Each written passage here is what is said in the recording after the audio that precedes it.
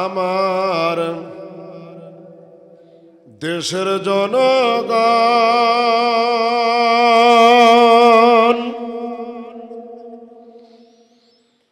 5 আগস্টে হয়ে গেল জালেমের পতন। আমার দেশের জনগণ 5 আগস্টে হয়ে গেল জালেমের পতন। ওরা ছাত্র মেরে চেয়েছিল থাকতে ক্ষমতায়, ওরা আলেম মেরে চেয়েছিল থাকতে ক্ষমতায়, থাকিতে পারে নাই। আলেমরা পালায় না, জালেম পালায়। আরো আওয়াজ তুলে বলতে হবে ঠিক। আলেমরা পালায় না, জালেম পালায়। সময় ছিল মাত্র 45 মিনিট, গণভবন না ছাড়িলে হয়তো রে ফিনিশ। আর আওয়াজ তুলে বলতে হবে ঠিক। সময় ছিল মাত্র 45 মিনিট, গণভবন না ছাড়িলে হয়তো রে ফিনিশ। ইঁদুরের গর্ত নাই পালাবে কোথায়, ইঁদুরের গর্ত নাই গণভবনে ভাই। তাই এখন ইন্ডিয়াতে চলে যায়। আলেমরা পালায় না, জালেম পালায়। ভাই রে, আলেমরা তো পালায় না। জোরে বলতে হবে। আলেমরা তো পালায় না, আলেমরা তো পালায় না, জালেম পালায়। 12তম বার্ষিকী গুলশিরা মাঠ মসজিদ প্রাঙ্গণে অনুষ্ঠিত। গুলশিরা আল নূর তাফসির কমিটি কর্তৃক আয়োজিত। মাননীয় সভাপতি, রেসপেক্টেড অনারেবল, আমার একান্ত আপনজন, বড় যতনের ধন, ইসলাম আন্দোলন অকুত ভাই নির্ভীক সৈনিক, মাননীয় সভাপতি মাওলানা মোহাম্মদ আব্দুর রহিম সাহেব, প্রথম দিনে আলোচনা পেশ করে আপনাদের মন ভরাইছেন আমার স্নেহের ছোট ভাই কারি মাওলানা মোহাম্মদ তারেক আহমেদ সাহেব, মাওলানা শাহাদাত হোসাইন বারি। আজকের মাহফিলের প্রধান বক্তা দ্বিতীয় সাইদি হযরত মাওলানা মোহাম্মদ গোলাম আজম। আজকে মাহফিলের প্রধান অতিথি শহীদি কাফিলা বাংলাদেশ জামাত ইসলামী সিনিয়র নায়েবে আমির, সাবেক এমপি গোদাগাড়ি তানোর, বিশেষ অতিথি জনাব আব্দুল্লাহ আল মাহমুদ সালাম বিপ্লব ভাই পরিচালক, আমার সফর সঙ্গী ঋষিকুল ইউনিয়নের সম্মানিত সচিব মোহাম্মদ মুস্তাফিজুর রহমান, জাতির শ্রেষ্ঠ সন্তান নায়েবে রাসূল হযরত উলামায়ে কেরাম, সামনে অবস্থানরত আমার মাতার তাজ বাপজানেরা, যুবকরা দেশ স্বাধীন করল, সম্মানিত যুবক ভাইরা, পর্দার আড়ালে অপেক্ষমান সর্বগুণে গুণান্বিত আদরের মা ও বোনেরা, অন্তরের সমস্ত ভালোবাসা উজাড় করে সালাম দিচ্ছি। সালামের জবাব দেন আসসালামু আলাইকুম ওয়া রাহমাতুল্লাহ। সবাই কেমন আছেন? আলহামদুলিল্লাহ। দিনটা ভুলি নাই, ভুলবো না। 2017 সাল মনে আছে? মনে আছে? 2017 সাল ভুলি নাই, ভুলবো না। খেলা শুরু হয়েছে, ঠিক কিনা? শুরুতেই বুঝতে পেরেছেন আলোচনা কোন দিকে যাবে। সঙ্গে থাকবেন, জোরে বলেন সঙ্গে থাকবেন। তাহলে উচ্চস্বরে আওয়াজ দিয়ে বলেন তো আসমানের মালিক কে? দুই হাত টান টান করে বলেন আসমানের মালিক কে, জমিনের মালিক কে, হায়াতের মালিক কে, মৌতের মালিক কে, আমাদের মালিক কে, বইয়ের মালিক কে, সুদের মালিক কে?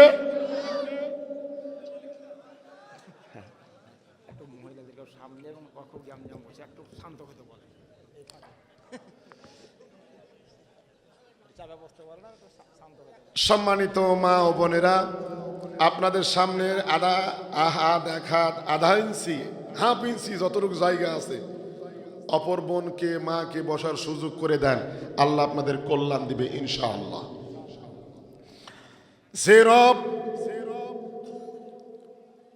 উহুদ পাহাড়ের চাইতে ভারী বাংলাদেশের মেঘ, গাঢ় কালো মেঘ দূর করে দিয়ে সোনালী উষা সূর্য দান করলেন, যে রব মুক্ত বাতাসে কথা বলার সুযোগ দান করলেন, যে রব ওই মঞ্চ রয়েছে, ওই জায়গা রয়েছে, এই মঞ্চে খোলা মুক্ত আকাশে কথা বলার আমার মতো ছোট্ট গোলামকে সুযোগ দান করলেন, আপনাদেরকে স্বাধীনভাবে কথা শোনার সুযোগ দান করলেন, এতে আপনারা খুশি না বেজার?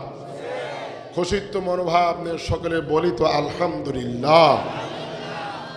দরুদ ও সালাম মানবতার বন্ধু সরকারে দো আলম মোহাম্মদ আরবি মোহাম্মদুর রাসূলুল্লাহ সাল্লাল্লাহু আলাইহি ওয়াসাল্লাম, যিনি শুয়ে আছেন সোনার মদিনায়, তার আদর্শ জীবনে মানলে শান্তি, না মানলে অশান্তি। গতকাল তারেক ভাই আলোচনা করেছে বিষয় নিয়ে, আল্লাহর দল রাসূল নেতা, এই বিষয়ের উপর আলোচনা করে নাই? করেছে। আমি আজকে ভিন্ন আলোচনা করব ইনশাআল্লাহ। আমরা যারা এখানে উপস্থিত হয়েছি, মাহবুব ভাই মাঝে মধ্যে কন্ট্যাক্ট হয়, মাঝে মধ্যে কথা হয় হাল হাকিকাত নিয়ে। এমন একদিন এসেছিল যেই সময় তাফসীর কমিটি অনুমতি নেওয়ার জন্য এই দ্বার ও দ্বার দৌড়াতে দৌড়াতে স্যান্ডেল ক্ষয় হয়েছে। অর্থাৎ সত্য কথা বলেন তো, আল্লাহ শিক্ষা দিলেন কোরআন পড়ার আগে শয়তানের কাছে আশ্রয় চাওয়া লাগবে। কার কাছে? শয়তানের কাছে আশ্রয় চাইতে হবে। আউযুবিল্লাহি মিনাশ শাইতানির রাজিম।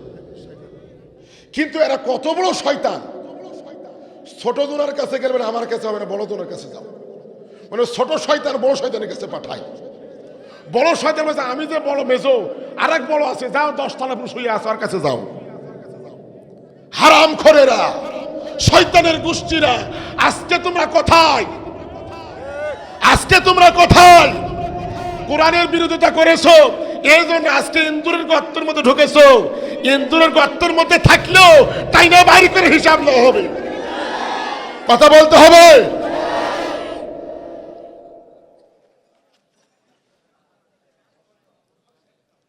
আজকে মাহফিলের যে জায়গায় যায়, কমিটির লোকজন বলে যে হুজুর খোলা আকাশে কথা বলেন।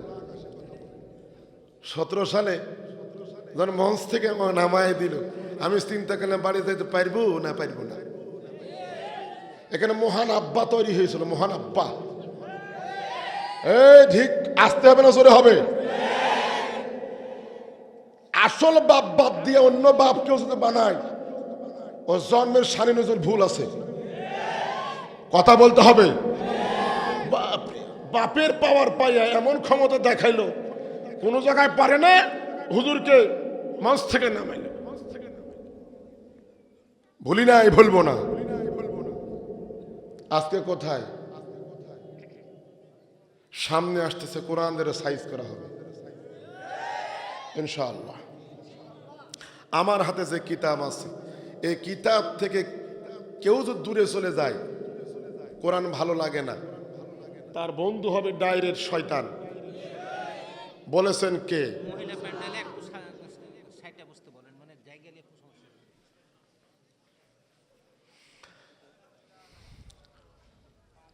কোরআনের জোয়ার কার? আল্লাহর পথে মানুষ ধাবিত হয়েছে, এই জোয়ার রোধ করার ক্ষমতার শয়তানদের নাই। আমার মা বোন একটু কষ্ট করে বসেন, আর কতবার বলবো, আপনারা খাতিদার উত্তরসূরি, ফাতেমার উত্তরসূরি, মা আমিনার উত্তরসূরি, আপনারা পা মেলে বসেন না, একটু সাইজ হয়ে বসে সুযোগ করে দেন। আল্লাহ আপনাদের বরকত দান করবেন, বলেন আমিন। কোরআন থেকে কেউ দূরে যায় শয়তান বন্ধু, কে বলেছেন?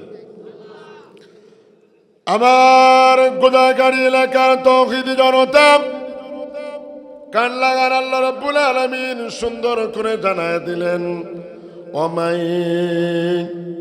ইয়াশু আন যিকরির রহমানি নুকাইয়িদ লাহু শাইতানান ফাহুয়া লাহু করিন।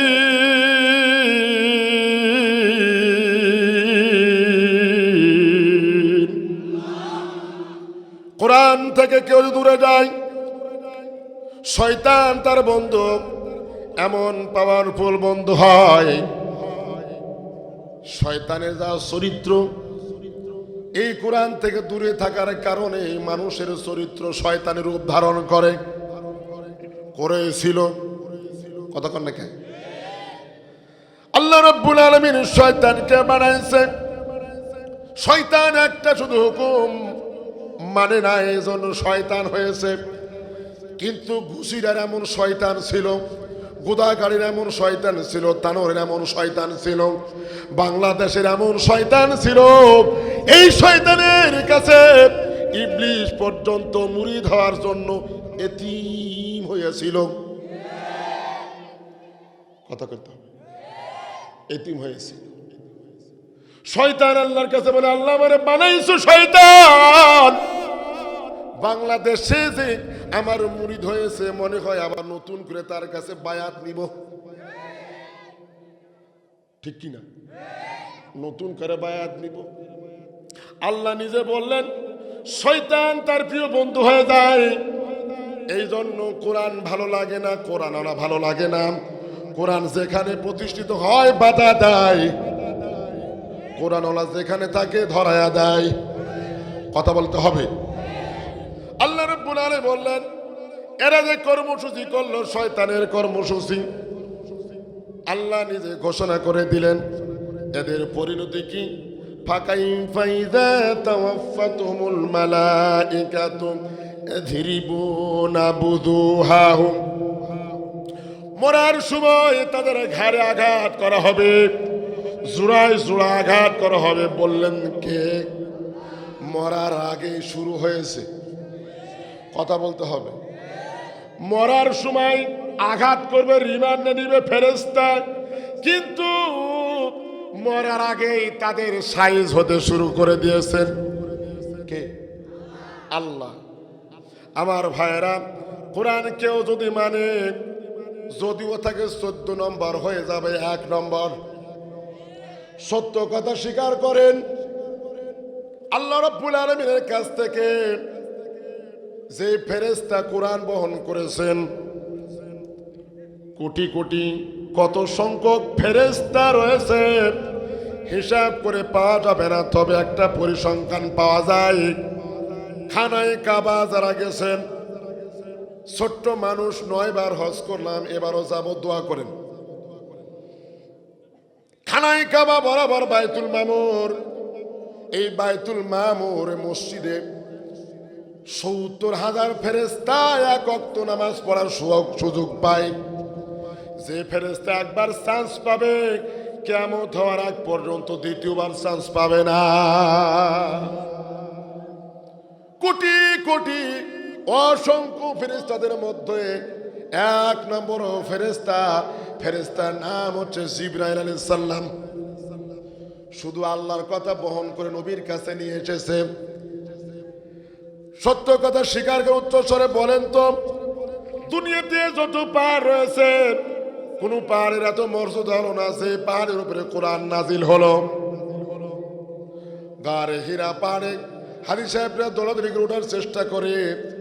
1 নম্বর পাহাড় হলো কোরআন। যে মাসে নাজিল হলো মাসের দাম বৃদ্ধি হলো।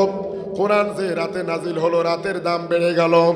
কোরআন যে প্রথমে পুরুষ কবুল করলো, কোরআন মেনে নিল, 1 নম্বর পুরুষ হয়ে গেল।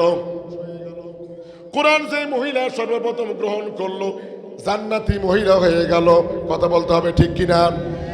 তাহলে পরে কোরআন যদি মানে, কোরআন যদি মেনে নেয়, কোরআন যদি বাস্তবায়ন করে, দুনিয়াতে আপনি কালো হন, বেটে হন, মানুষ অসম্মান যায় করো, কিন্তু আল্লাহর দৃষ্টিতে 1 নম্বর না 2 নম্বর?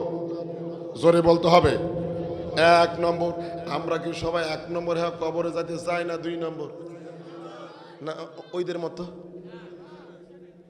আসতেছে কথা হবে। ওরা চেয়েছিল 1 নম্বর, আর সে আজিম থেকে আল্লাহ তোর নম্বরই নাই রে, কি তোর কোনো নম্বরই নাই।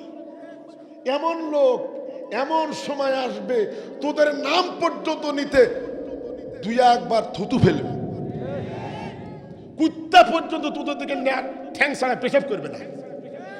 কথা কয় না রে? সে সময় আসছে না আসে না? দেখা যাক সামনে। 1 নম্বর হয়ে কবরে যাব যারা যারা আমার সঙ্গে তেলাওয়াত করেন তারা তারা। আউযু বিল্লাহি মিনাশ শাইতানির রাজিম। বিসমিল্লাহির রাহমানির রহিম। তাব্বাত ইয়াদা আবি লাহাবি ওয়া তাব। একটা আয়াতের কথা বলি, শেষ করতে পারবো না, সময় যদি পাই বলবো ইনশাআল্লাহ। যে আয়াতটা তেলাওয়াত করলাম কোন সূরা থেকে? কতদিন লাহাব সূরা দিয়ে নামাজ পড়লেন, আর হুজুর লাহাব সূরাই আলোচনা শুরু করলো, অন্য আলোচনা নাই। দেখি লাহাব সূরার মধ্যে আছে কি, শুনবেন শুনবেন। এই সূরার মধ্যে 5টি আয়াত রয়েছে। জোরে বলেন কয়টি? একটা রুকু। সূরাটি নাজিল হয়েছে মক্কায়। কোথায়? মক্কায়। উচ্চস্বরে বলেন তো সূরার নাম কি? এটা কোথায় নাজিল হয়েছে? আয়াত কয়টা? রুকু কয়টা? একটা। আল্লাহ রাব্বুল আলামিন কুরআনুল কারীমে এর চাইতে জালেম সরকার, জালেম বাদশা, কাফির মুশরিক রাসূলদের সাথে খারাপ আচরণ করেছে, অথচ আল্লাহ তাদের নামে সূরা নাজিল করে না। করেছে? করে না। রাসূলের জামানায় একজন ব্যক্তি সব চাইতে আল্লাহ রাসূলকে কষ্ট দিয়েছে, কথায় কাজে সব সময় কষ্ট দিত। একজন ব্যক্তি নাম হচ্ছে ওলীদ বিন মুগীরা। কে? ওলীদ বিন মুগীরা রাসূলকে বলল যে এই পাগল, নাউজুবিল্লাহ বলবেন না? ওলীদ বিন মুগীরা রাসূলকে বলছে এটা পাগল, ওর মাথা ঠিক আছে? ওলীদ বিন মুগীরার মতো গুশিরাতেও মুগীরা ছিল। হুজুরের মাথা নষ্ট, দিনকাল খারাপ, ওয়াজ করে কোন দিকে? নামা। আল্লাহ রাব্বুল আলামিন এত রাগ করলেন, আরশে আজিম থেকে ঘোষণা করলেন, হাবিব টেনশন করবেন না, আমি আল্লাহ রাব্বুল আলামিন আরশে আজিম থেকে খেলা দেখছি। জিবরিলকে ডেকে বলেন, জিবরিল রে দেরি করিস না, আমার হাবিবকে পাগল বলে ওলীদ বিন মুগীরা। মন খারাপ করে, কষ্ট পাচ্ছে। ওরে জিবরিল দেরি করিস না, সূরা কলমের 12 নম্বর আয়াত তাড়াতাড়ি আমার হাবিবের কানে পৌঁছায়া দে। জিবরাইল আলাইহিস সালাম দেরি করলেন না, আল্লাহর নবীর কাছে এসে বললেন, আসসালামু আলাইকুম ইয়া রাসূলুল্লাহ। জিবরিলকে দেখে আল্লাহ বললেন, ভাই জিবরিল রে, এই মুহূর্তে ওলীদ বিন মুগীরা আমাকে বলেছে আমি নাকি পাগল, এমন কি বাধা দিয়েছে আমার জন্মের ঠিক নাই। আমার বাবা 6 মাস পূর্বে মারা গেছে। আমার জন্ম নিয়ে, আমার চরিত্র নিয়ে ওলীদ বিন মুগীরা বলেছে আমি বড় কষ্ট পেয়েছি। আল্লাহ রাব্বুল আলামিনের ফেরেশতা বলতেছে, হাবিব টেনশন করবেন না। আরশে আজিম থেকে আল্লাহ প্রতিবাদ দিয়েছে, উতুল্লিম বাদা যালিকা জানি। আল্লাহ প্রতিবাদ দিয়েছে, আপনার পক্ষের লোক নাই। আল্লাহ ঘোষণা করে দিয়েছে ওলীদ বিন মুগীরার জন্মে ঠিক নাই। জানি মানে যে জারজ, কি গো, এ জারজ যারা, তারা নবীর ওয়ারিসের সাথে খারাপ আচরণ করেছে। জারজ যারা, তারা নবীর ওয়ারিসদেরকে ধরে ফাঁসির মঞ্চে দিয়েছে। এই জারজ যারা, তারা আল্লামা দেলোয়ার হোসেন সাঈদীকে ইঞ্জেকশন পুশ করে দুনিয়া থেকে বিদায় দিয়েছে। ওই জারজের গোষ্ঠীরা তোমরা কোথায়? বেরিয়ে আসো, খেলবে এখন।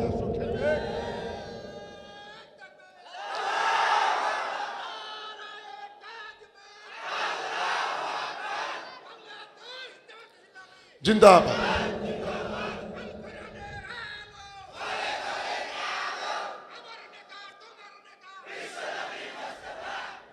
আলহামদুলিল্লাহ। আবু বকরের হুঙ্কার দেখছেন? প্রস্তুত নিতে হবে এখন। এটা স্লোগান দাও না জায়েজ ছিল। স্লোগান দেয় কে রে? তালিকা কর। আজকে তোর তালিকা করবে রে কে রে? হারামখোর। তোর তালিকা করবে, পালাইছিস কে? বাড়ির বসে থেকে তালিকা করেছিল, কে স্লোগান দিল কে রে? কথা বলতে হবে। ওলীদ বিন মুগীরা এরকম অপরাধ করার পরেও আল্লাহ তার নামে সূরা নাজিল করে নাই। কিন্তু আপন চাচা রাসূলের নাম জানো কি? আবুল আহাব। আপন চাচা কি কাজ করলো, কি অপরাধ করলো, যার জন্য আল্লাহ প্রতিবাদ দিল? জানা দরকার আছে না নাই? ভুলি নাই, ভুলবো না। এই সূরাটি নাজিলের প্রেক্ষাপট,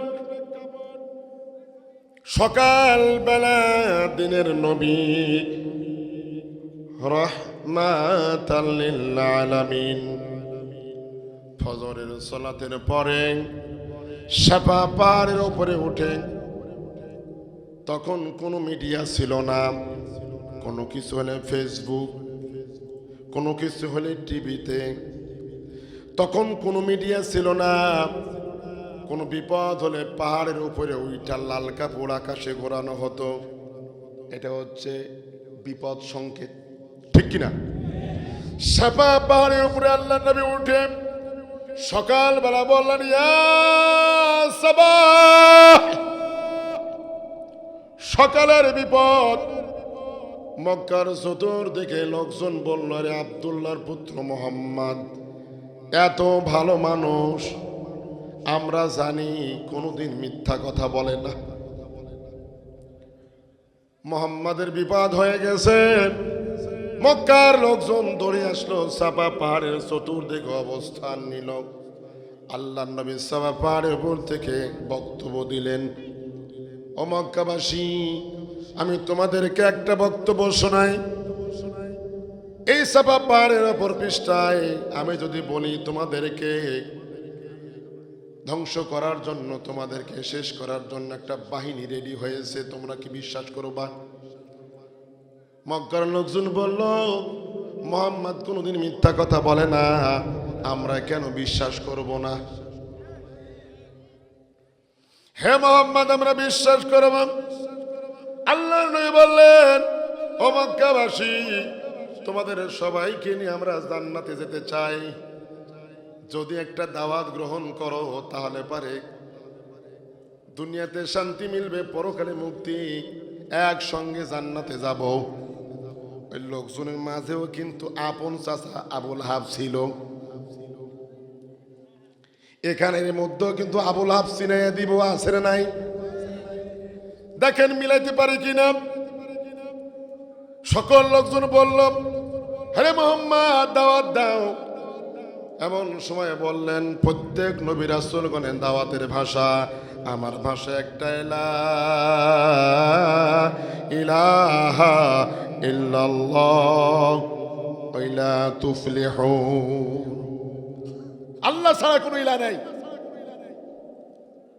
এটা যদি মেনে নাও সফল কাম। এতটুকু বলেছে, বলার পরেই কেউ কোনো কথা বলল না। আপন চাচা, নাম জানো কি? আবুল আহাব। একটি কথা বললেন, তাব্বাল্লা কালে হাজা জামাআতে না, নিয়ে একটা পাথর নিয়ে নিক্ষেপ করেছে। আল্লাহর নবী সাফা পাহাড়ের উপরে অবস্থান করছেন, কিং বিমূল হয়ে গেলেন। অন্য লোকজন মারলে মারতেই পারে, কিন্তু আপন চাচা আমারে পাথর মারে। চিন্তা করতেছে, হারে কপাল, চাচা যদি আমার বিপক্ষে যায়, মক্কাতে আমার ঠাঁই নাই। কথা বলতে হবে। টেনশন করছে লোকজন, তাকায় তাকে, কিরে আমার খাদ্যমন্ত্রী একসঙ্গে দুইটা ক্যাবিনেট চালাইতো, একটা ধর্ম মন্ত্রণালয়, একটা খাদ্য মন্ত্রণালয়। কে? আবুল আহাব। মন্ত্রী ডাইরেক্ট যদি পাথর মারে, সেলারা কি ঠিক থাকবে? নেতা যদি বলে 100, তেল মারার জন্য এরা শোনাবে 500। নেতা যদি বলে একটু সতর্ক করে দাও, সামসারা তালিকা করে ধরায় দেয়। আবুল আহাব পাথর মারলেন, অবস্থান করছেন আরশ আজিম থেকে আল্লাহ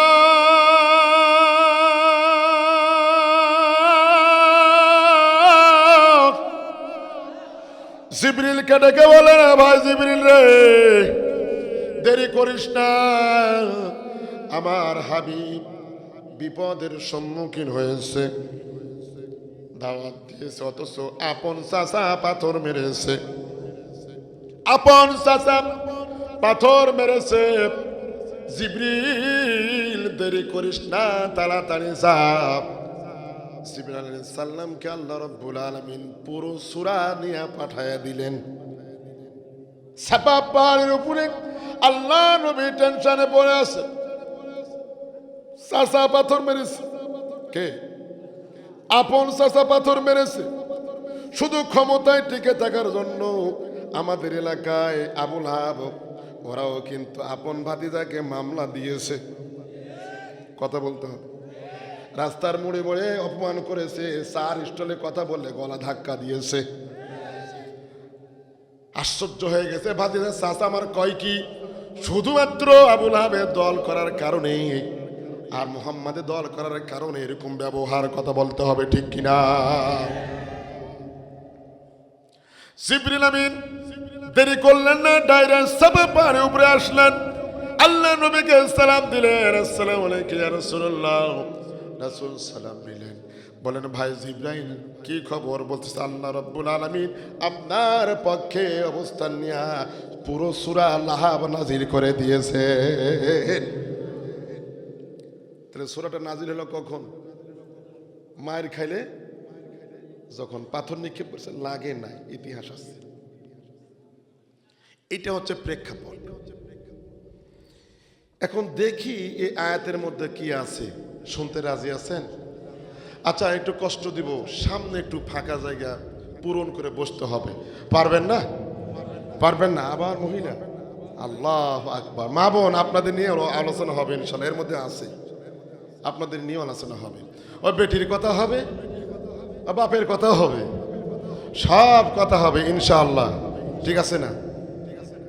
একটু সামনে আসেন, সবাই সামনে আসেন, জায়গা একেবারে পরিপূর্ণ হয়ে গেছে। পরিপূর্ণ। মা বোন আপনারও সামনে আসেন, সবাই সামনে, সবাই সামনে আসে, সবাই সামনে আসে। জি আলহামদুলিল্লাহ। জায়গা হবে না, হবে কেন? গুছিরা তো একটা উর্বর জায়গা, ঠিক কিনা? জোরে বলতে আল্লাহু আকবার। আরে জোরে বলতে হবে আল্লাহু আকবার। জি বসেন, আমার সময় তো তাড়াহুড়ো করতেছে, খুব তাড়াহুড়ো করতেছে, সময় শেষ করতে পারবো কিনা দেখি। তাহলে পরে সূরা নাজিল হয়ে গেল। সূরার মধ্যে আল্লাহ রাব্বুল আলামিন বললেন, এটা সত্য কথা বলেন তো, আবুল আহাব রাসূলকে কয় হাত দিয়ে মেরেছে? কয় হাত দিয়ে? এক হাত দিয়ে। দুই হাত থেকে পাহাড়ের পাথর মারা যাবে? মানে শক্তি পাবেন? পাবেন না। এক হাত দিয়ে মারবে। আল্লাহ বলছে তাব্বাত, ধ্বংস হোক। আল্লাহ যদি বলে ধ্বংস হোক, লাহাব, লাহাবের লক্ষ্য করতে, তাব্বাত ধ্বংস হোক। ইয়াদা, দুই হাত। কার? আবি লাহাব। আবু লাহাবের দুই হাত ধ্বংস হোক। আল্লাহ যদি বলে ধ্বংস হোক, টাকা দিয়া, পয়সা দিয়া, বিজিবি দিয়া, র্যাব দিয়া, আর্মি দিয়া ধ্বংস ঠেকাতে পারবে না? শব্দটা আসতে হলো, ঠেকাতে পারবে? পারবে না, পারেও নাই। সামনে মজার কথা আছে। আল্লাহ রাব্বুল আলামিন বলতেছেন না, এতেও হবে না। ওয়াতাব্বা, সে নিজেও ধ্বংস। দুই হাত হবে, সে নিজেও ধ্বংস হবে। বক্তব্য কার? এখন আবুল আহাব মারল এক হাত দিয়া, আর আল্লাহ নোটিশ জারি করলো দুই হাতের বিরুদ্ধে। কেন? ডান হাত দিয়া পাথর মেরেছে, বাম হাতটা হচ্ছে খাদ্যমন্ত্রীর পাওয়ার, বাম হাতটা হচ্ছে ধর্মমন্ত্রীর পাওয়ার। এই পাওয়ারে পাওয়ার হইয়া ডান হাতে প্রেসার কিট করে শ্রেষ্ঠ মানুষকে পাথর মেরেছে। তাহলে এখান থেকে প্রমাণ হলো কোরআনের বিরোধিতা দিবে প্রকাশ্যে, কিন্তু গোপনে হাই হ্যালো করে পুলিশ দিয়ে ধরা দিবে এটা ডান হাত, আর পুলিশ দিয়ে ঠেকানো হচ্ছে বাম হাত। ঠেকায় নাই? ঠেকায় নাই? ঠেকাই আছে। আচ্ছা বলেন তো, এ বাম হাত কত পাওয়ারে? গুছিরাতে 4 স্টারের দ্বন্দ্ব লাগে, ধরে নেন ক্ষীণ একজন বডি সরকারি দলের, আর খুব মোটা তাজা একজন বিরোধী দলের, ওকে যদি চড় মারে, সাইড থেকে লোক বলে, এই কারে গায়ে হাত দিয়েছ, এটা কি জানো এর হাত কত লম্বা? এর হাত কিন্তু 10 তলা পর্যন্ত, 10 তলা পর্যন্ত। আবার সাইড থেকে বললে, এরে মাজা সোজা হলে হবে না কি, এর হাত কত লম্বা জানো? স্বরাষ্ট্রমন্ত্রী বরাবর। তার মানে কি হাত কি এত বড় লম্বা? কিসের হাত এটা? পাওয়ারের হাত, ক্ষমতার হাত, ঠিক কি না? আল্লাহ বলতেছে তোর ডান হাতের ক্ষমতা এবং পাওয়ারের ক্ষমতা দুটাই ধ্বংস করব। ঘোষণা কার? জোরে বলতে হবে, ঘোষণা কার? আমার মায়েরা কি অপরাধ, কি অপরাধ করলেন আপন চাচা আবু লাহাব? কি কারণে ধ্বংসের ঘোষণা দিলেন? আমার দৃষ্টিতে আমি পর্যালোচনা করে কোরআন থেকে পেয়েছি 6টা অপরাধ। জোরে বলেন কয়টা? 1 নম্বর হলো আল্লাহ নবীর উপরে যখন কোরআন নাজিল হলো, কোরআন যখন নাজিল হয়ে গেল, কোরআনের দাওয়াত দিতে শুরু করলেন যখন, এই সর্বপ্রথম আবু লাহাব প্রতিবেশী আপন চাচা কোরআনের বিরোধিতা করেছে তখন। তাহলে কোরআনের বিরোধিতা করবে যারা, তারা কারা? কারা? আবু লাহাব। তারা বাংলাদেশে আবু লাহাব আছে না নাই? আছে। মানে ওই আবু লাহাব রে মসজিদের সভাপতি বানান। তবে সদুর ভাই রাগ করেন না, ওই আবুল আহাবরে ঈদগার সভাপতি বানাইছেন, ওই আবুল আহাবরে হাই স্কুলের সভাপতি বানাইছে, ওই আবুল আহাবরে গুরুস্থানের সভাপতি বানাইছে। আবুল হাব চিনে নেন। তাহলে 1 নম্বর কারণ, কোরআনের বিরোধিতা করবে যারা, বাংলাদেশের টাটকা নির্ভেজাল 1 নম্বর আবুল আহাব তারা। বাংলাদেশে আছে না নাই? ছিল না? ছিল না? ছিল। আরে ছিল কি না? ওরা আবার তাফসির পাঠ করে শোনাইতো ঘরের মধ্যে যায়, বলতো যে হুজুর দিনকার খারাপ, একটু মা বাবার আলোচনা করেন। ওই শয়তান বাপ মাক দেখেই না, একটু স্ত্রী ওয়াজ করেন তো। তার মানে ওই মদ খায় গাঁজা খায় স্ত্রীর কাছে অত্যাচার করে, স্ত্রীর সাইট মারে, ওই স্ত্রী থেকে ভালোবাসা নিবে। মিলে যাচ্ছে। দেখেন সব নেতারা নাইট ক্লাবে যায় খালি কুকর্ম করেছে, বইরা তোরে ভালোবাসবে, তোকে ভাত রান্না করেছে, 1000 শুকরিয়া আদায় করিস।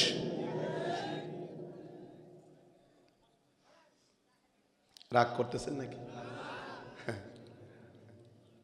তাহলে 1 নম্বর আবুল আহাব কারা? কোরআনের বিরোধিতা করবে যারা, করেছিল তারা। 2 নম্বর, আল্লাহর নবী মুহাম্মদুর রাসূলুল্লাহ খানায় কাবাতে গিয়ে সালাত আদায় করছেন আল্লাহর সাথে কথোপকথন করার জন্য। সিজদায় গিয়েছেন।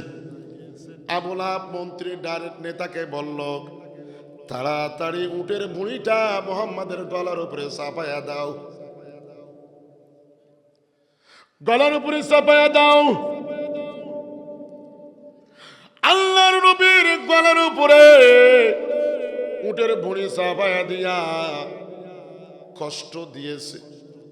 এই চাপায়া দেওয়ার সঙ্গে সঙ্গে আড়াল থেকে দেখতেছে ফাতেমাতুজ জোহরা বাবার মাথার উপরে, ঘাড়ের উপরে উটের বোঝা, উটের ভুঁড়ির বোঝা দিয়ে দিয়েছে।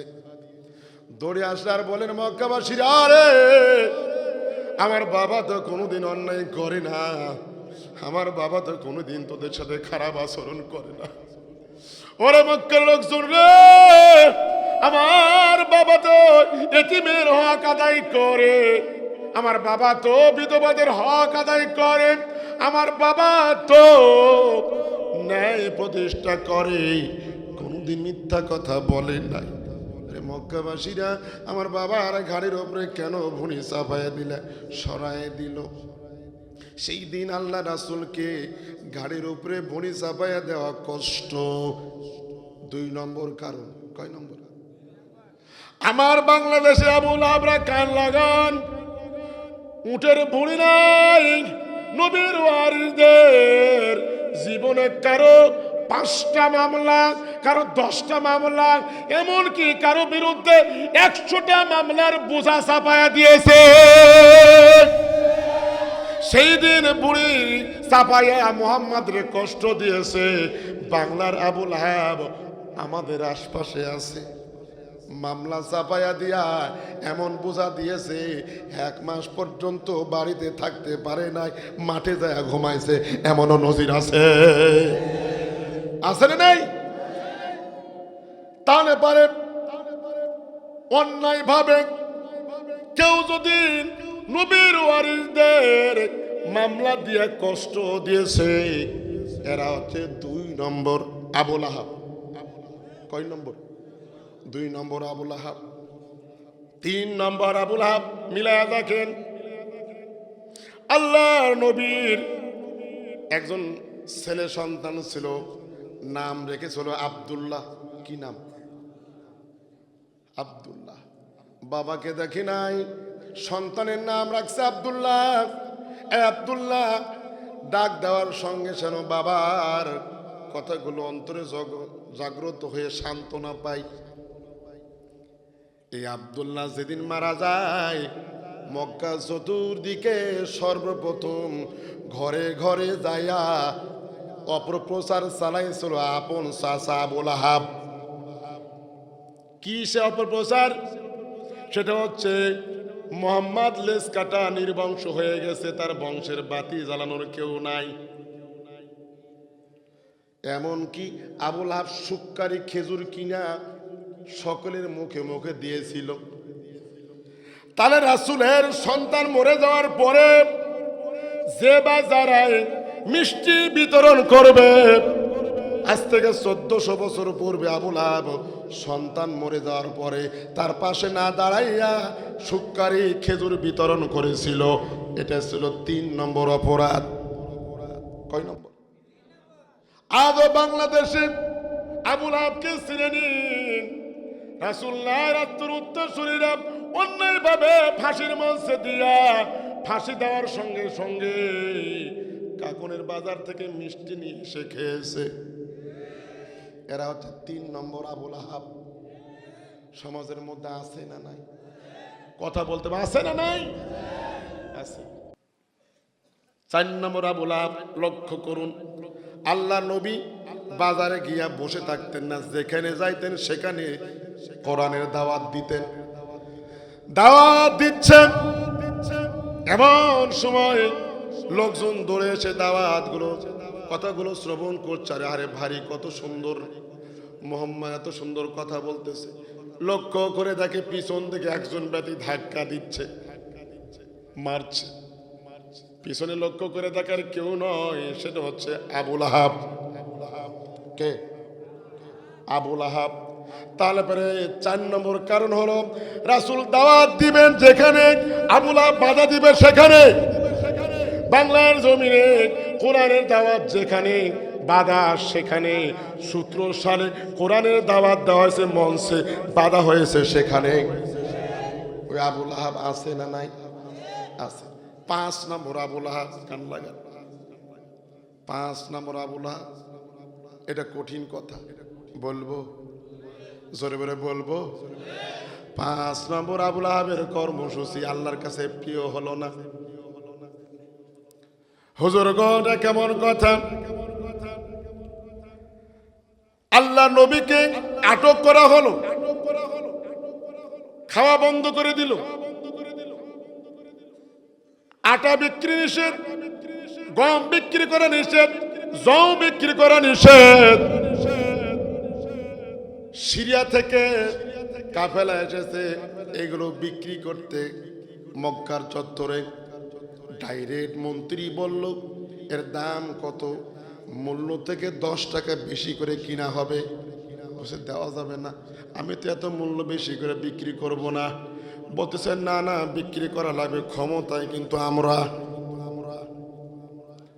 ভয়ে বলতেছে ঠিক আছে বিক্রি করব, ডেলিভারি দাও, আমার এরিয়ার ভিতরে ঢোকো।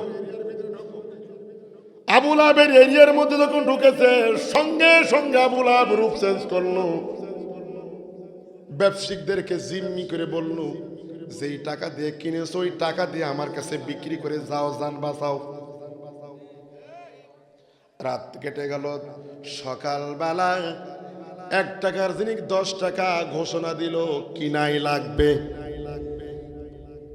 আবু লাহাব সেই দিন জিম্মি করে খাদ্যর দাম বাড়াইছে। বাংলাদেশের আবু লাহাব 80 টাকার চিনি এতে রাত 120 টাকা করে কিনতে বাধ্য করেছে। 95 টাকার পেট্রোল 145 টাকা দিয়ে কিনতে বাধ্য করেছে। আবু লাহাব চিনতে পারছেন?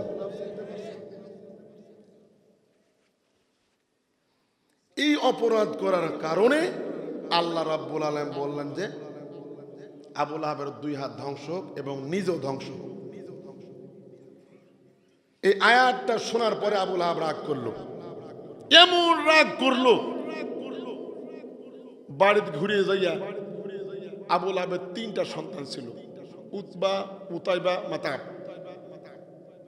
উতবা এবং উতাইবা 2 বেটার সাথে আল্লাহ রাসূলের 2 মেয়ের বিয়ে দিয়েছিল, রুকাইয়া, উম্মে কুলসুম। 2 বেটাকে ডেকে নিয়ে বলা হলো যে এই মুহূর্তে তাড়াতাড়ি তো শ্বশুর কাছে যা এবং শ্বশুরের সামনেই 2 বেটিকে তালাক দিয়ে আয়। বাপের কথা সবসময় শোনা ঠিক না, বাপ হয়েছিল না বাপ, শুনলে বাড়ির থাকা হয় না, এটা সামনে দেখেন আসতেছে। হ্যাঁ, উতাইবা ছিল ছোট, ছোট ছেলেরা একটু রাগ বেশি হয় না, বড় বাড়ির হ্যাদলা হয়, হ্যাদলা বুঝেন, রাগ কম, যতই কথা বলুক আব্বা বলছে সমস্যা নাই, কিন্তু ছোট বাটা মুখে মুখে জব করে, যদিও ঠিক না। উতাইবা কাছে দেওয়ার পরে আল্লাহ রাব্বুল আলামিনের হাবিবের কাছে সূরা নজম নাজিল হয়েছে। আলহামদুলিল্লাহ বলি। সূরা নজম 2টি আয়াত তেলাওয়াত করছে। তো জামাইকে দেখে আল্লাহ নবী বললেন যে বাবারা তোমরা শোনো, এই যে 2টা আয়াত তোমাদেরকে শোনাচ্ছি। সঙ্গে সঙ্গে এরা দুইজন বলতেছে তোমার এই আয়াতকে আমরা মানি না। নাউজুবিল্লাহ বলবেন না, এই আয়াত মানি না, তোমার এই আয়াতকে অস্বীকার করি। ছোট্ট উতাইবা বলতেছে এতে হইল না, আল্লাহর রাসূলের গলাতে সব সময় রুমাল থাকতো, এই রুমাল ধরে হ্যাঁচকা টান দিয়ে আল্লাহ নবীকে ফেলে দিলেন। 3 নম্বর অপরাধ করলেন, তোমার আল্লাহর এই কোরআনের থুতু নিক্ষেপ করি। আল্লাহ নবীর কাছে থুতু নিক্ষেপ করলেন, থুতু রাসূলের গায়ে পড়ে নাই। 4 নম্বর অপরাধ হচ্ছে, হে মুহাম্মদ, শ্বশুরের কাছে যাবে, হে মুহাম্মদ এই মুহূর্তে আমরা 2 ভাই তোমার 2 মেয়েকে তালাক দিয়ে দিলাম। আল্লাহর নবী মন খারাপ করে একটা শব্দ বলেছেন, সেটা হচ্ছে ও মালিক, জগতের কুকুরদের মধ্য থেকে একটা কুকুর শুধু উতাইবার জন্য বরাদ্দ দিয়ে দিন। আলহামদুলিল্লাহ বলেন, একটা কুকুর শুধু উতাইবার জন্য বরাদ্দ দিয়ে দিন। আনন্দ করে বাবার কাছে এসেছে, বাবা বলতেছে কি করেছো, সব কাজ করেছো। এই যে একটা প্রশংসা পাওয়ার জন্য 5 তারিখের আগ পর্যন্ত প্রশংসা পাওয়ার জন্য মোবাইলে দেখতেছে কয়টা গুলি, ওই যে একটা গুলি মারি একটাই মরে আর পালাই না, ঠিক না? বাজার চালাও, বাপের কথা শোনা যায় না, সব সময় ক্ষতি হয়। ধর্ম বাপ, বুঝেন নাই, ধর্মের বাপ, সবসময় এদের কথা শুনতে হয় না। আরে গুলি করেছে, এসআই ছিল, ওসি হয়েছে, ওই দিন শেষ, ঠিক কিনা? বাবা জিজ্ঞাসা করলো উতাইবারে কাজ কি ঠিক মতন হয়েছে? হয়েছে মানে হাই ভোল্টেজ হয়েছে। তো মোহাম্মদ কিছু কি বলে নাই? তো বলেছে আসার সময়, সেটা কি, দুনিয়ার জগতের মধ্যে থেকে একটা কুকুর যেন উতাইবার জন্য বরাদ্দ হয়। আবু লাহাব বলতেছে সর্বনাশ। কি নাশ? সর্বনাশ উতাইবারে, মোহাম্মদ যে কথা ছেড়ে দিয়েছে, তোরে আর আমি বাঁচাতে পারবো না। মোহাম্মদ যা বলেছে তার শাজিমে কবুল হয়ে গেছে। দুনিয়ার কোন একটা কুকুর তোর জন্য বরাদ্দ মানে তুই আর দুনিয়াতে বেশি দিন থাকবি না। বাঁচতে যদি চাস মক্কা থেকে সিরিয়া চ।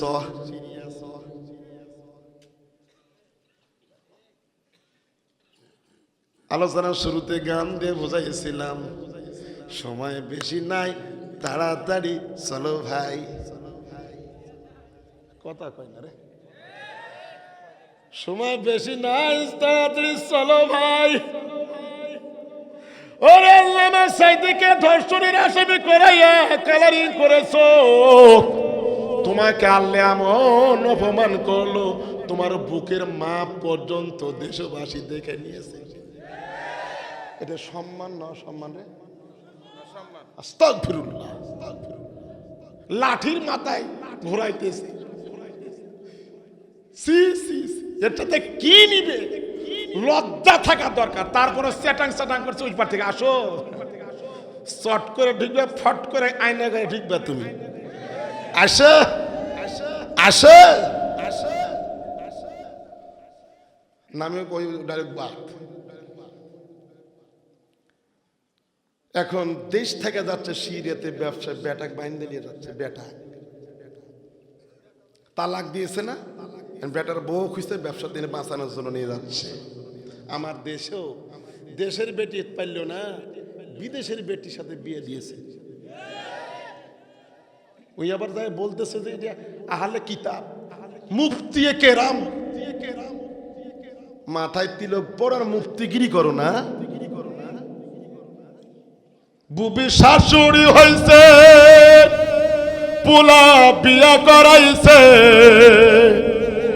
বুবু শাশুড়ি হইছে, পোলা বিয়া করাইছে, দেওয়ানা হইয়াছে, খ্রিস্টান একখান মাইয়া পোলার বধূ বানাইছে।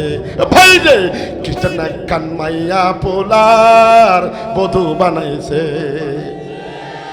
কি করলা বুবু জান, মুসলিম হইয়া কেমনে বধূ বানাও খ্রিস্টিয়ান, ঠিক কিনা? কি করলা বুবু জান, মুসলিম হইয়া কেমনে বধূ বানাও খ্রিস্টিয়ান। আমার দেশীয় মাইয়া ভাগনার পছন্দ হয় না, আমার দেশীয় মাইয়া ভাগনার পছন্দ হয় না, তাই একখান কাউয়া আইনাছে, খ্রিস্টান একখান মাইয়া পোলার বধূ বানাইছে। হায় হায়, সব আমলার ভিতরে খ্রিস্টান আছে, হিন্দু আছে, সব। বেটারে তোরে বাঁচাতে যদি চাই, দেরি করিস না, আমার সঙ্গে চল সিরিয়ায়। যেই জায়গায় সন্ধ্যা নামলো, চতুর্দিকে কান লাগান, চতুর্দিকে যে জায়গায় কাফেলা রাত্রি জাগরণ যাপন করবে, ওই জায়গায় বলা হলো এই জায়গায় আমরা এখন রাত্রি কাটাবো। হঠাৎ করে একটা গর্জন কানে পৌঁছে গেল। কি? বাঘের গর্জন। হাই সর্বনাশ, এই মক্কার বাঘ সিরিয়াতে এসে গেছে, তাড়াতাড়ি উতাইবা, দেরি করিস না। সকলকে উট দিয়ে ঘিরে দেওয়া হলো বাহিনী, চতুর্দিকে বাহিনী, শক্তিশালী বাহিনী। উট লাথি মারবে, পালাই দেবে বাঘ। এটা চোড়াও করা হলো, উঁচু জায়গা করে নিয়ে উতাইবাকে আবুল আহাব বুকের উপর শোয়া দিল, দিয়ে কম্বল দিয়ে ঢেকে দিয়েছে, ঢেকে দিয়েছে। বাঘ এসে একটা গর্জন দিয়েছে যখন, উটেরা তখন মারছে দৌড়। তা আমাদের এই আবুল আহাব বাঁচার জন্য চতুর্দিকে উটের মতো আর্মি, বিজিবি, যৌথ বাহিনী দিয়ে বলতেছে, আমাকে কেউ ধরতে পারবে, আমাকে কেউ ধরতে পারবে না বাহিনী। কিন্তু সকল বাহিনী এক সময় শেষ হবে, এটা তার প্রমাণ দেখে। বাস বাঘ যায় শুধু, আসল মাল তো পাই না। আল্লাহ তো নোটিশ জারি করেছে উতাইবাকে ধরার জন্য। এ মাল কই? খেয়াল করে দেখে, মাথায় একটা, পা চারটে। আল্লাহ, তুমি বান্দা বানাইছো দুইটা পা, কিন্তু আজকে দেখতেছি চারটা পা। এরে পাবো কই? খুঁজতেছে। হঠাৎ করে উতাইবা উপরে আছে, ওই পাতে এই মাল পাইয়া গেছি। আলহামদুলিল্লাহ বলেন, মাল পাইয়া গেছে, মাল পাইয়া গেছি। দিছে কামড়, সঙ্গে সঙ্গে উতাইবার চোখে পানি, জ্বর জ্বর করে বাবার বুকের উপর পড়ছে। লোক লোক করে বলতেছে, বাবা রে, কিসে যেন আমারে কামড় দিয়েছে। বলছে, আওয়াজ করো না, ধরা শুরু হয়ে গেছে। ধরেছে তোমারে ধরেও, কিন্তু আমারে যেন না ধরে। আপন বাপ বেটারে বুকের থেকে ছেড়ে বাঘের মুখে দিয়ে দিল। বাপের বক্তব্য হচ্ছে, ধরা শুরু হয়ে গেছে, আর বাঁচার উপায় নাই। বাংলাদেশে আবুল আহাবদেরকে ধরা শুরু হয়ে গেছে, তাদের বাঁচার উপায় বাংলার জমিনে না। ধরা শুরু হয়ে গেছে। আমরা যেমন সানাটা, আলহামদুলিল্লাহ, আলহামদুলিল্লাহ, তাকবীর, আলহামদুলিল্লাহ, আলহামদুলিল্লাহ রাব্বিল আলামিন। বাড়িতে ফিরে আসলো আবুল আহাব। বদর যুদ্ধের দামামা বেজে উঠল। বদর যুদ্ধে ডাইরেক্ট সরকারের প্রধান, সরকারের প্রধান আবু জেহেল পর্যন্ত বদর যুদ্ধে গেছে রাসূলকে মারার জন্য। কারে? রাসূলকে মারার জন্য। আবুল আহাব যুদ্ধে যাবে, কিন্তু আপন বোন বলছে তোমার চোখের সামনে তোমার বেটারে বাগে খাইলো, ভাইরে বদর যুদ্ধে যাও না, তোমারেও শেষ করে দিবে। বোনের কথা শুনে আবুল আহাব বসে রইল, চতুর্দিকে বলতেছে ওরে খাদ্যমন্ত্রী ধর্মমন্ত্রী যদি বাড়ির থাকে আমরা বদর যুদ্ধে যাব না। শেষ পর্যন্ত যাদেরকে টাকা ধার দেওয়া ছিল টাকা দিয়ে যুদ্ধ নামানোর প্লেয়ার কিন্তু আবুল আহাব গো। এটি আসো নাস্তা খাওয়া বলতে তোমাকে থেকে কত টাকা বা এত টাকা আজকেই দেওয়া লাগবে, পারবো না, যদি না পারো টাকা মাপ, শর্ত হচ্ছে বদর যুদ্ধে যাওয়া লাগবে। জিম্মি করে সেই দিন আবুল আহাব জিম্মি করে জিহাদের ময়দানে পাঠাইছিল। বাংলা জমিনেও এই আবুল আহাব সেনাবাহিনীকে বাধ্য করেছে গুলি চালাও, নবীর ওয়ারিদেরকে হত্যা করো, ছাত্রদেরকে শেষ করো, বাধ্য করেছে টাকা দিয়ে পয়সা দিয়ে। সেই দিন আবুল আহাব তাদেরকে টাকা দিয়ে জিহাদের ময়দানে পাঠাইছে। কিন্তু জিহাদে যাইয়া সরকারের প্রধান শেষ, আলহামদুলিল্লাহ। এখন সরকারের প্রধান শেষ, খেলা দেখেন কেমন। সরকারের প্রধান যদি শেষ হয় মন্ত্রীরা ঘরের কোনায় থাকবে না বাড়াবে? এখন কোথায়? কথা বলতে হবে, শেষ কথা। এখন কোথায়? খবর এসে গেল কি যেই দিন 4 তারিখে প্রত্যেকটা থানায় এই আবুল আহাবের কর্মসূচি ছিল, যেখানে পাও সেখানে মারো, ঠিক না একযোগে। কিন্তু 5 তারিখে যখন 2টার সময় খবর আসলো উড়াল দিয়েছে, এরা কোথায় ছিল আর কোথায় হুঙ্কার, কোথায় গেল খুঁজে পাওয়া যায় নাই। আবুল আহাব খবর পাইল বদর যুদ্ধে আমাদের প্রধান মারা গেছে। আবুল আহাব বসে জান বাঁচানো ফরজ, ঘরের মধ্যে ঢুকে গেল। কার ভিতরে?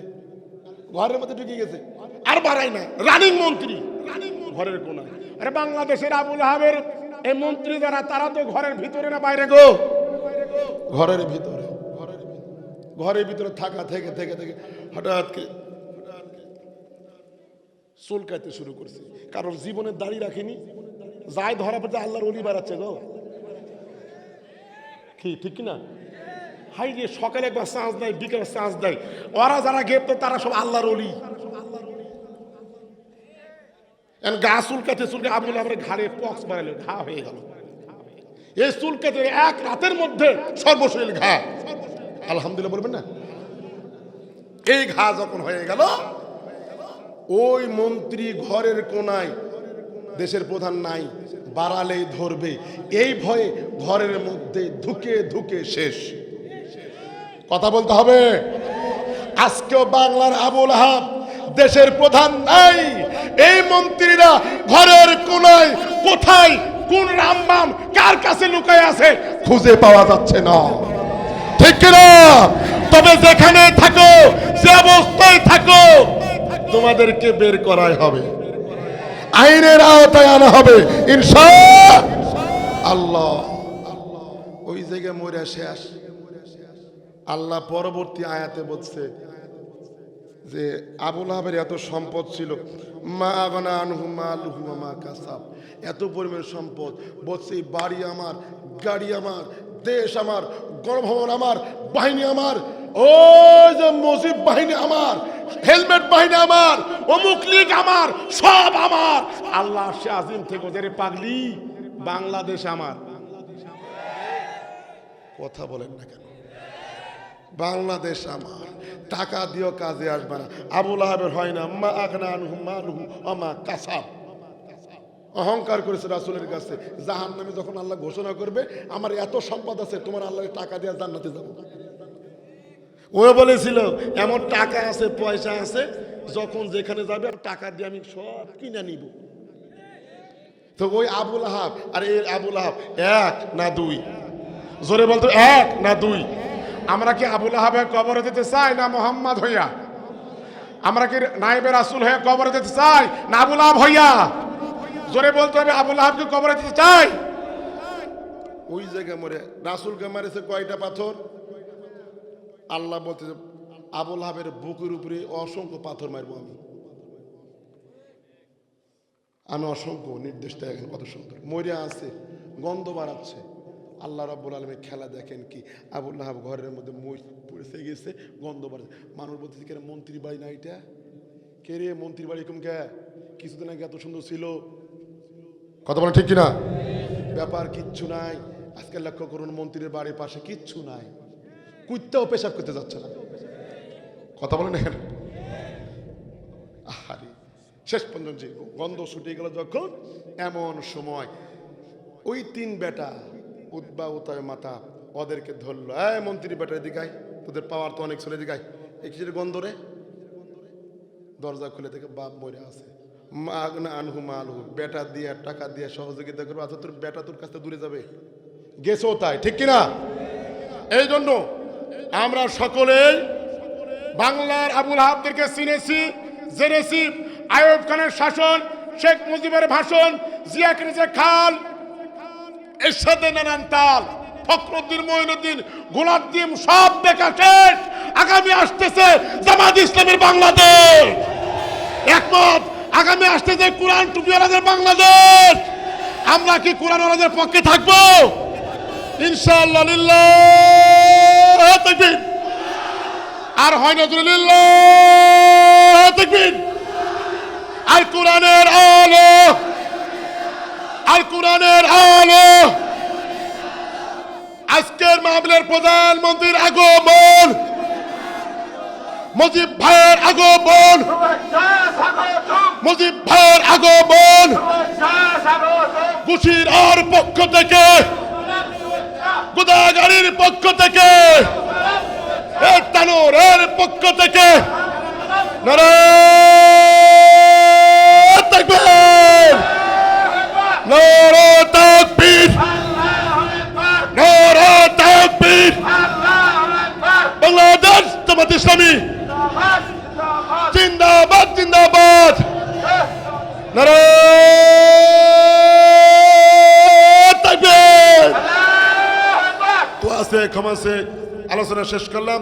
আসসালামু আলাইকুম ওয়া রাহমাতুল্লাহ।